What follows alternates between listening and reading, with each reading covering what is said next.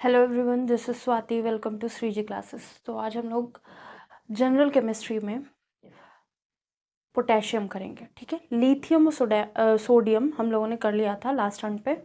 और लिथियम इतना ज़्यादा नहीं पूछा जाता, जितना पूछा जाता वो बता दिया। और सोडियम बहुत क्या कहते हैं, हर चीज़ उसकी पूछी जाती है। सोडा ऐश क्या होता है, बेकिंग सोडा क्या होता है, ये सारी, वॉशिंग सोडा, ये सारी चीज़ें हमने लास्ट टर्म पे कर ली थी। आप चाहे तो देख सकते हैं। और इससे पहले दो चैप्टर हो गए, पीरियोडिक टेबल और क्या कहते हैं, पीरियोडिक टेबल और मॉडर्न पीरियोडिक टेबल, और कुछ प्रॉपर्टीज़ जो जनरली पीरियोडिक टेबल में यूज़ होती हैं, तो वो हमने कंप्लीट कर ली हैं जनरल साइंस में। जनरल फिजिक्स में हम लोगों ने क्या कहते हैं, लाइट पूरा कर लिया है। ठीक है, सॉरी, लाइट नहीं, रिफ्रैक्शन ऑफ लाइट पूरा कर लिया है, और प्लेन मिरर पूरा कर लिया है। अब हम रिफ्रैक्शन ऑफ लाइट पढ़ रहे हैं। उससे पहले एक चैप्टर कर चुके हैं, हीट पूरा कंप्लीट किया हुआ है, टू द पॉइंट किया हुआ है। सारी चीज़ें बहुत ही वनडे एग्ज़ाम के पॉइंट ऑफ व्यू से बहुत ही फ्रीक्वेंट और क्विक जो चीज़ें पूछी जा रही हैं इस समय जनरली वही सारी चीज़ें कंप्लीट कराई गई हैं। ठीक है, कुछ भी एक्स्ट्रा नहीं है, और या फिर बहुत ज़्यादा ऐसा नहीं है कि हमने बिल्कुल ब्रीफ में कर दिया, ऐसा भी नहीं है। ठीक है, सारे पॉइंट क्लियर किए गए हैं जो जो पूछे जाते हैं। ठीक है, आज हम करेंगे पोटेशियम। तो पोटेशियम जो है फर्स्ट ग्रुप में फोर्थ एलिमेंट है वैसे, क्योंकि फर्स्ट ग्रुप में जो हाइड्रोजन रखा गया है वो फर्स्ट ग्रुप में तो है नहीं। ठीक है, तो हम मेटल नॉन मेटल कर रहे हैं, तो मेटल नॉन मेटल में हाइड्रोजन जो है वो गैसेस फॉर्म है। उसका पीरियोडिक टेबल में एग्जैक्ट कोई क्या कहते हैं पोजीशन नहीं है। ठीक है, ना वो फर्स्ट ग्रुप में है, ना वो 17 ग्रुप में है।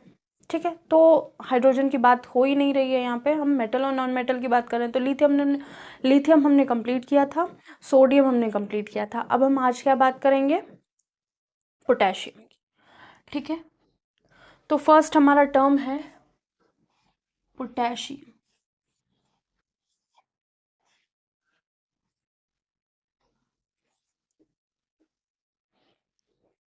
तो ये है पोटेशियम वर्ड, डबल एस नहीं है, सिंगल एस है। तो पोटेशियम को रिप्रेजेंट कैसे करते हैं, के से। पोटेशियम की सबसे बड़ी बात कि बहुत रिएक्टिव होता है। तो कुछ कुछ प्रॉपर्टी इसकी सोडियम से मिलती हैं। पहला, belongs to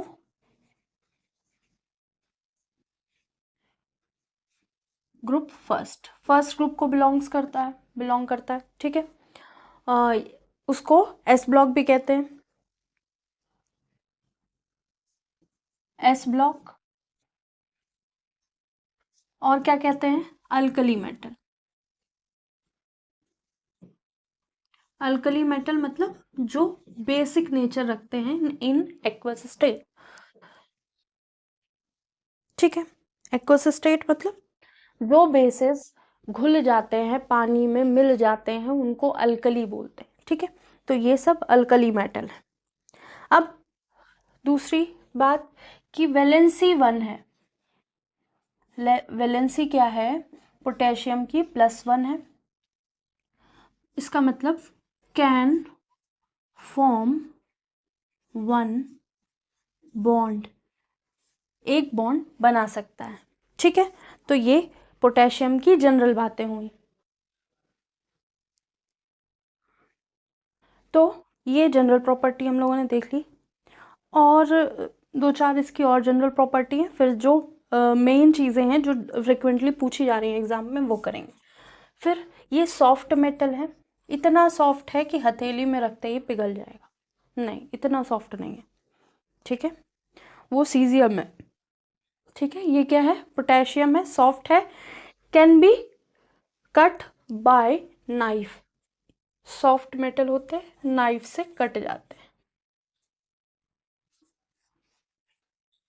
can be cut by knifes, चाकू से काट सकते हैं इसको। ठीक है, इतने सॉफ्ट होते हैं।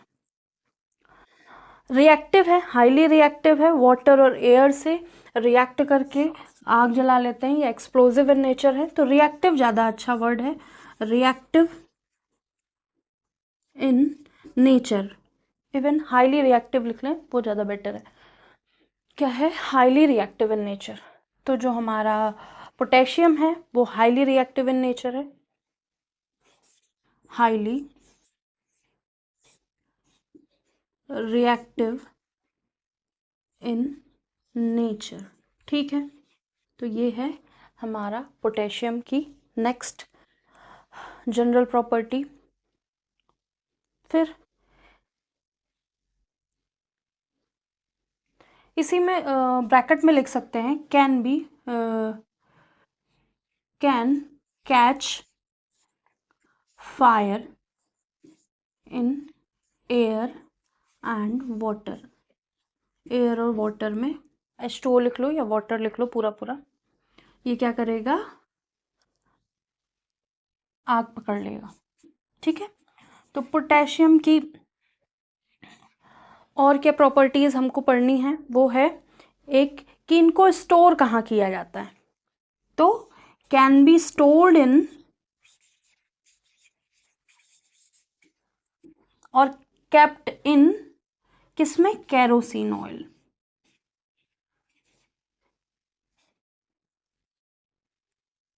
केरोसिन ऑयल में क्या किया जाएगा? इनको स्टोर किया जाएगा। तो ये है हमारी पोटेशियम की जनरल प्रॉपर्टीज जिनको हम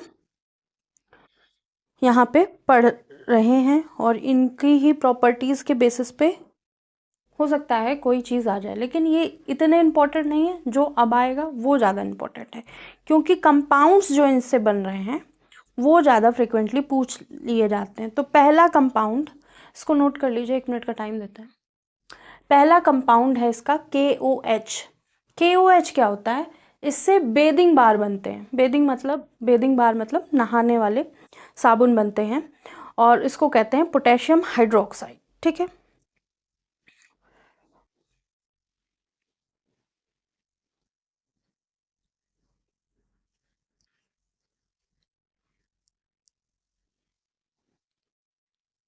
थोड़ा सा लाइट का इशू हो गया, बाकी आपको बोर्ड प्रॉपर दिखेगा। ठीक है तो अब हम बात करेंगे KOH की। इसको रब कर लेते हैं, आई थिंक आप लोगों ने नोट कर लिया होगा। उसके बाद हम KOH पढ़ेंगे कंपाउंड्स ऑफ पोटेशियम के अंडर। तो कंपाउंड्स ऑफ पोटेशियम में फर्स्ट है KOH। KOH क्या है? Potassium hydroxide. ठीक है, पोटेशियम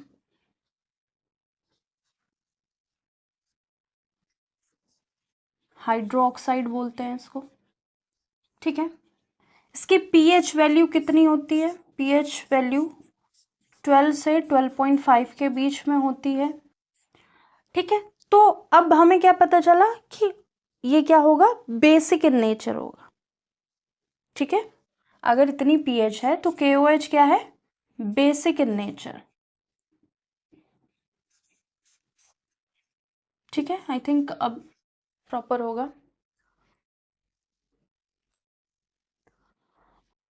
तो कंपाउंड्स क्या है? Basic in nature. ठीक है, KOH क्या है? बेसिक इन नेचर, और इससे क्या बनता है? Used in formation of bathing बार।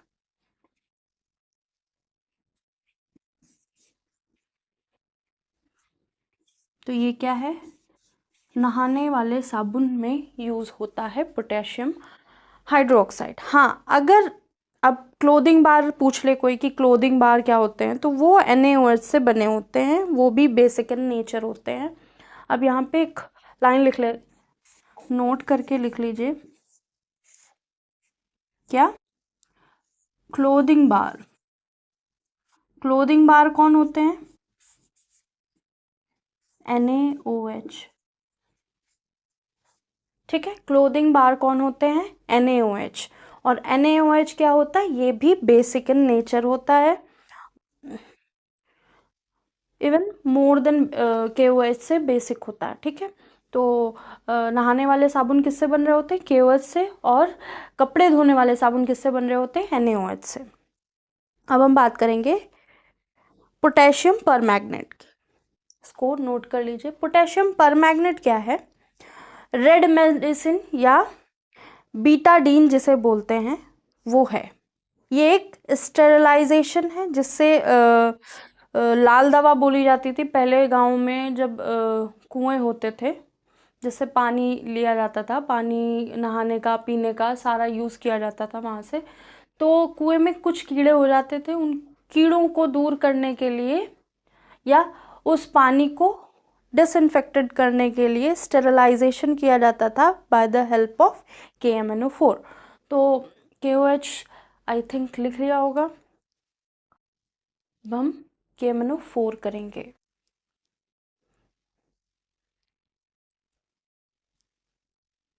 ठीक है, इसको रब करते हैं। सेकेंड कंपाउंड ऑफ पोटेशियम क्या है हमारा? सेकेंड कंपाउंड ऑफ पोटेशियम है KMnO4। सेकेंड KMnO4, जहाँ एक पोटेशियम है, एक Mn है और 4 O है। ठीक है, तो इसको बोलते हैं पोटेशियम परमैंगनेट। Potassium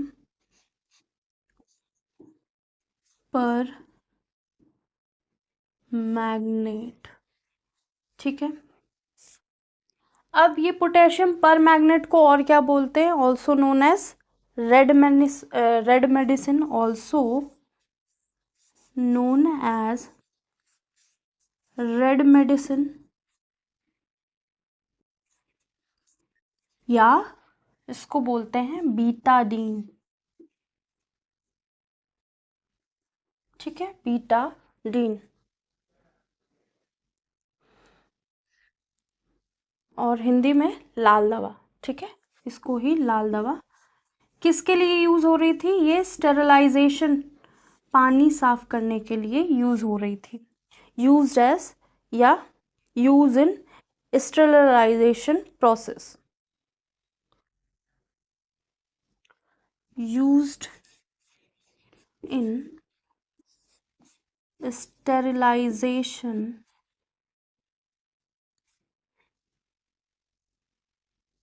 process।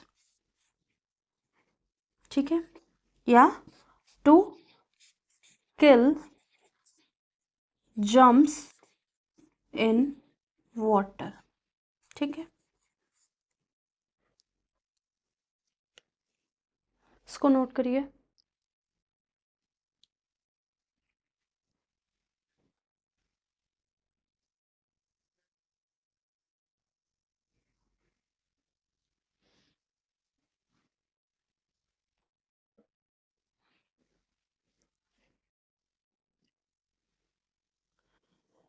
तो जो कंपाउंड है पोटेशियम में का, उसका हम लोगों ने पोटेशियम परमैंगनेट सेकेंड कर लिया है। थर्ड है पोटेशियम नाइट्रेट।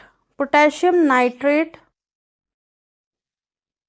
वो क्या है? और इसमें पोटेशियम के फर्टिलाइजर्स भी बनते हैं, तो वो अगर पोटेशियम का फर्टिलाइजर, तो वो एक अलग से लाइन लिखवा देंगे। आप पहले अभी पोटेशियम नाइट्रेट समझते हैं। ठीक है, आई थिंक ये हो गया होगा। इसको रब करते हैं, 10 सेकेंड और लेते हैं।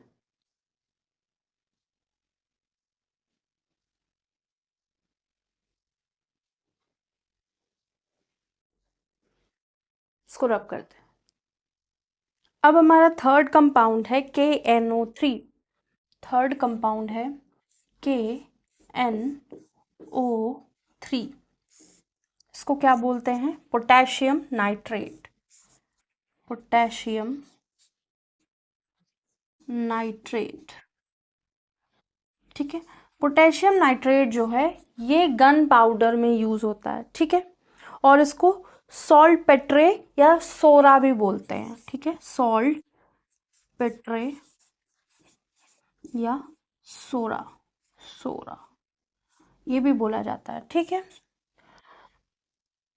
इसको कहाँ यूज हो रहा है? ये बारूद बनाने में, used in making of gun powder. Gun powder बनाने में यूज हो रहा है। ठीक है, तो KNO3 के साथ गन पाउडर में क्या होता है, गन पाउडर का फॉर्मेशन लिख लेते हैं। गन पाउडर में क्या क्या होता है, गन पाउडर में KNO3 होगा, सल्फर होगा और चारकोल होगा। ठीक है, चारकोल मतलब कोयला। ये हो गया KNO3। तो इसका सबसे इम्पोर्टेंट पॉइंट यही है कि ये क्या है, गन पाउडर है, गन पाउडर में यूज किया जाता है KNO3।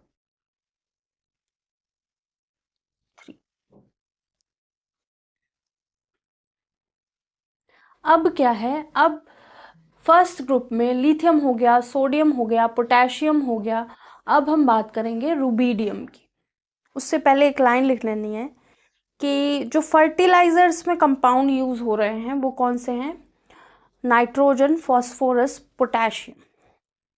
तो यहाँ लिख लेते हैं nitrogen, phosphorus, potassium are used.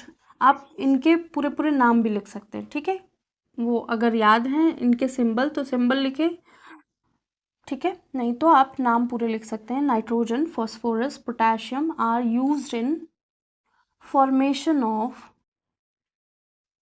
Fertilisers, fertilisers, ठीक है, खाद बनाने में इनका यूज होता है। तो यहाँ हमारा पोटेशियम कंप्लीट हुआ। अब हम बात करेंगे किसकी, रुबीडियम की। रुबीडियम फ्रिक्वेंटली कुछ पूछा नहीं जाता, लेकिन अगर हम ग्रुप वाइज बात कर रहे हैं मेटल नॉन मेटल की, तो हम सारे ही मेटल कंप्लीट कर लेते हैं, ठीक है, कुछ छोड़ते ही नहीं, ना रुबीडियम, ना सीजियम, ना फ्रांसियम, कोई भी नहीं, कोई भी एलिमेंट नहीं छोड़ेंगे, ठीक है।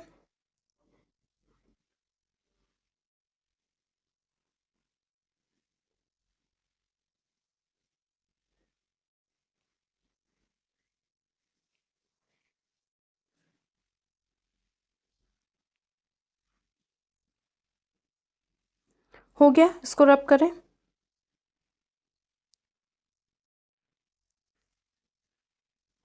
नेक्स्ट जो हमारा मेटल है उसका नाम है रुबीडियम, ठीक है,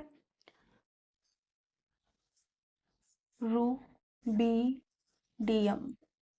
सिंबल क्या है, RB, ठीक है। ये भी कौन है, फर्स्ट ग्रुप एलिमेंट है, present in first group, present in first group या S ब्लॉक में, ठीक है। इसकी भी वैलेंसी 1 होगी, वैलेंसी इक्वल्स टू +1, ठीक है। अब और क्या प्रॉपर्टी इसकी हम लिख सकते हैं, रुबीडियम सॉफ्ट मेटल है, ये भी सॉफ्ट मेटल है, सॉफ्ट मेटल,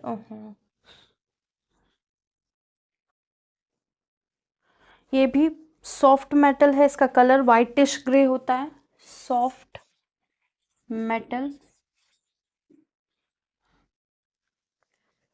वाइटिश ग्रे,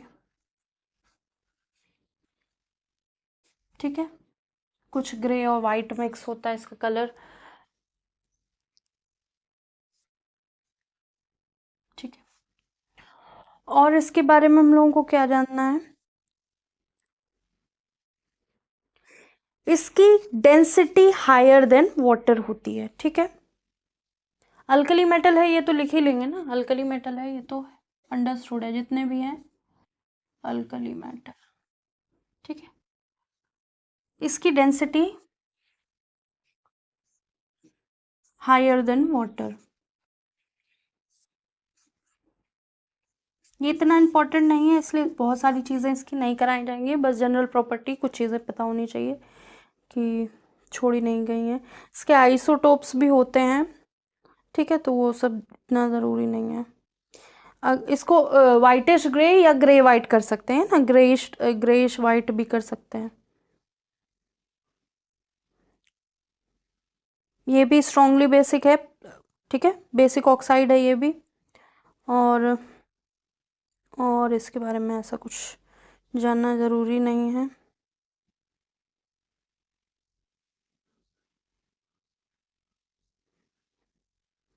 ये किसका यूज़ लिख लेते हैं कि इसका यूज़ क्या है।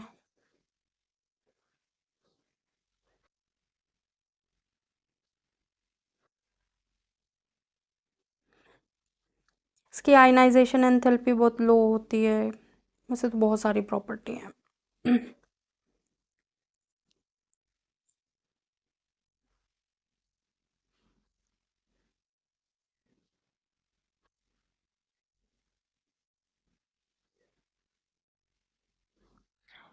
बस इसका मेन यूज़ ये है ना कि जो फायर वर्क या पटाखे वगैरह होते हैं ना, उसमें पर्पल कलर देने के लिए यूज़ किया जाता है। ठीक है, तो इसको लिख सकते हैं used in firework, used in fireworks to give purple colour.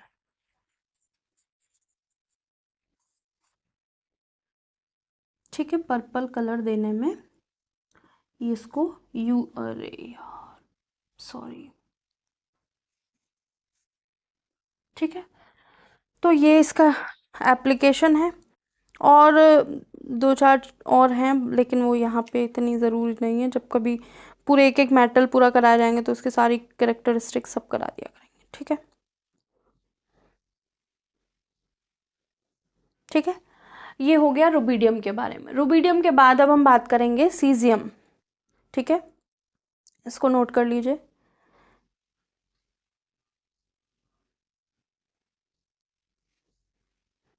तो सीजियम भी जैसा रुबीडियम है वैसा ही है, थोड़ा सा चेंज है बस।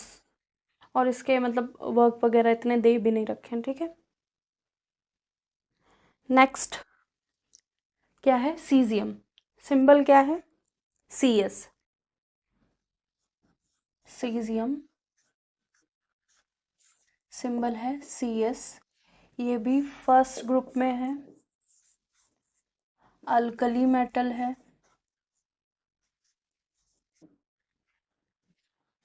एस ब्लॉक में मिलता है।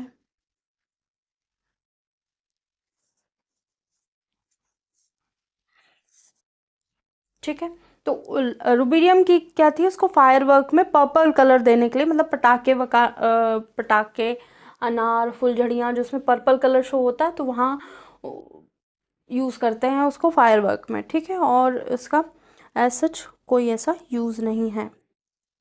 ठीक है, मतलब यूज़ है लेकिन यहाँ अभी नहीं यूज़ है। और इसका कलर क्या होता है, ये भी सॉफ्ट होता है, सिल्वरी गोल्ड होता है। ठीक है, ये गोल्डन सिल्वर ऐसा कुछ कर सकते हैं। ठीक है, तो ये क्या है, सॉफ्ट मेटल,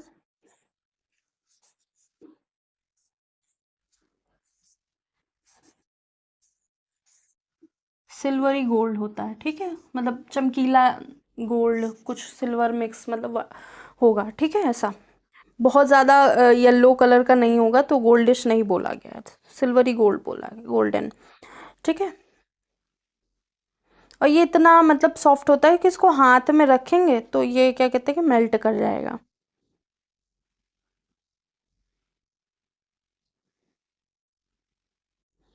तो ये लो टेम्परेचर पे भी वाटर के साथ रिएक्ट कर सकता है। React in water even at low temperature, react in water even in low temperature. ठीक है,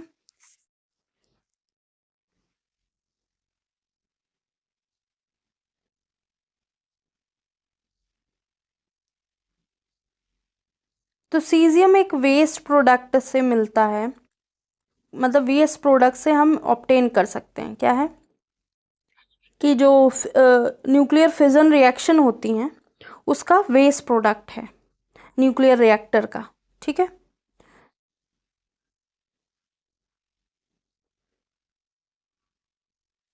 तो इसको लिख सकते हैं ऑब्टेन्ड फ्रॉम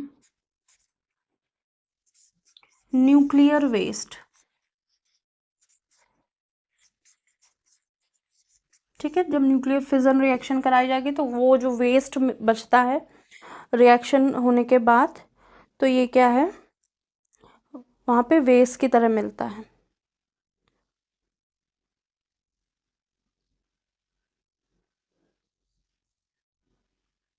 और इसको किस में, क्लॉक में, नैनो क्लॉक में यूज़ किया जाता है। ठीक है,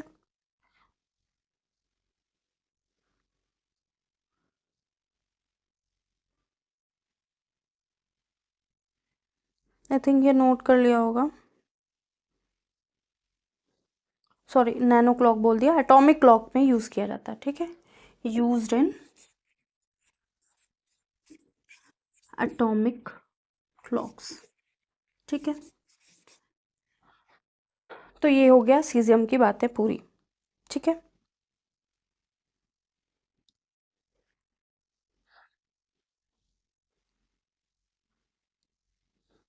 ये बहुत एक्यूरेटली चीज़ों को कैलकुलेट कर लेता है, इसलिए इसको क्लॉक में, जो नैनो सेकंड में भी इस क्लॉक से मेज़र किया जाता है, तो इसलिए इसको एटॉमिक क्लॉक कह दिया गया है। आई थिंक ये हो गया होगा, इसको रब करते हैं। नेक्स्ट, अब हम बात करेंगे फ्रांसियम।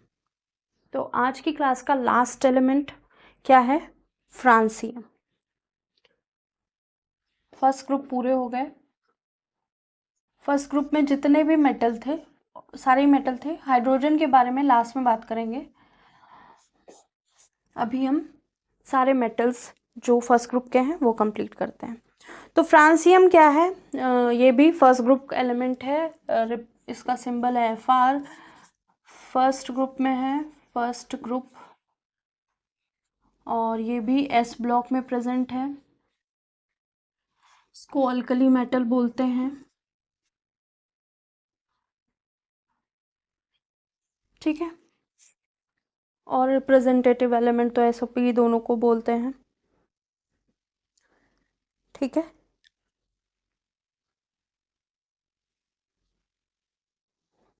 तो ये एक रेडियो एक्टिव एलिमेंट है। फर्स्ट ग्रुप में ये रेडियो एक्टिव एलिमेंट है।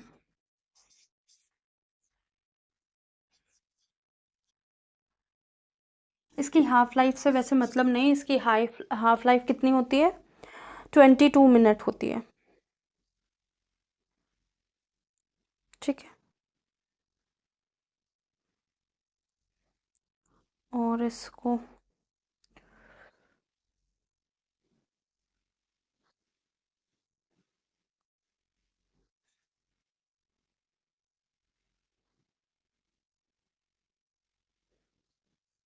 तो ये ऐसे नहीं ऑब्टेन किया जाता, जैसे मतलब बाकी चीज़ें बल्क में हम देख लेते हैं, तो ये फ्रांसियम नहीं मिलता है। ठीक है, most unstable naturally occurring element है। मोस्ट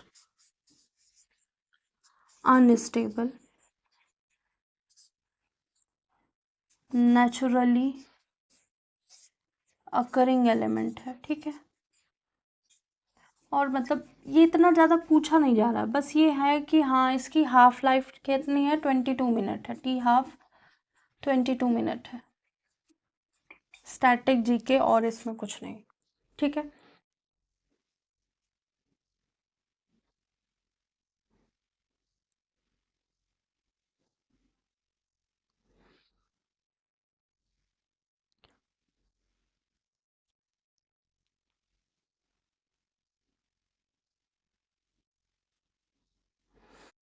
तो इसका यूज़ क्या है, बस ये यूज़ थोड़ा इम्पोर्टेंट है, क्योंकि मतलब ये जितने एलिमेंट है ना, बस यूज़ की वजह से करा है। पहला वाला क्या था, जो सीजियम था वो कहाँ से,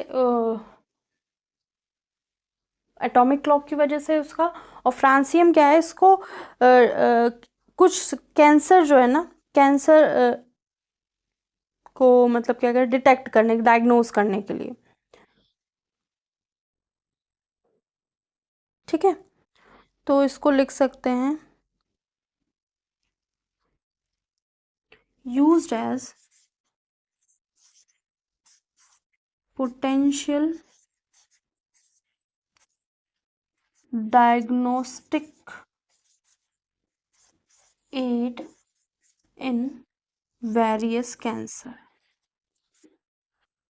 बस इसलिए इसको थोड़ा सा इम्पोर्टेंस मिल गई कि कैंसर को डायग्नोज करने के लिए भी हम इसको यूज़ करते हैं। लेकिन ये जो एप्लीकेशन है इम्प्रैक्टिकल है थोड़ा, ठीक है, क्योंकि ये बहुत ज़्यादा वैसा है, रिएक्टिव बहुत ज़्यादा है। ठीक है, आई थिंक ये हो गया होगा, अब कुछ बचा नहीं है फर्स्ट ग्रुप में। सेकंड ग्रुप की बात करेंगे नेक्स्ट टर्न पे, जिसमें हम बेरिलियम, मैग्नीशियम, कैल्शियम, जितने भी, देखिए कैल्शियम मैग्नीशियम बहुत इंपॉर्टेंट है तो उसकी सारी चीज़ें करा दी जाएंगी। बाकी जो एलिमेंट्स हैं उनको क्या करेंगे हम, थोड़ी थोड़ी चीज़ें मतलब जो जनरल प्रॉपर्टीज़ हैं वो, और यूजेस एक दो पता कर लेंगे, ठीक है।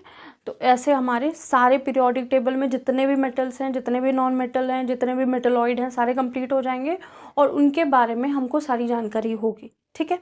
अब जो जनरल स्टैटिक जीके हैं, जो जिसमें जैसे मोस्ट सॉफ्ट एलिमेंट या एलिमेंट इन लिक्विड फॉर्म या मेटल इन लिक्विड फॉर्म, तो ये सब चीज़ें अलग से लिखवा दी जाएंगी, ठीक है। एक क्लास में वो लिखवा देंगे। पहले हम ये सारे group wise metal, non metal, metalloid complete करेंगे, ठीक है। आज के लिए इतना ही। लाइक एंड सब्सक्राइब ज़रूर कीजिएगा, कमेंट करिएगा जैसा आपको एक्सपीरियंस लगता है क्लास का, तो अपना एक्सपीरियंस शेयर कीजिएगा। और जो भी आपको कुछ नया पढ़ना हो तो आप रिस्पॉन्स कर सकते हैं, हम आपको ज़रूर रिप्लाई करेंगे। आज के लिए इतना ही, थैंक यू।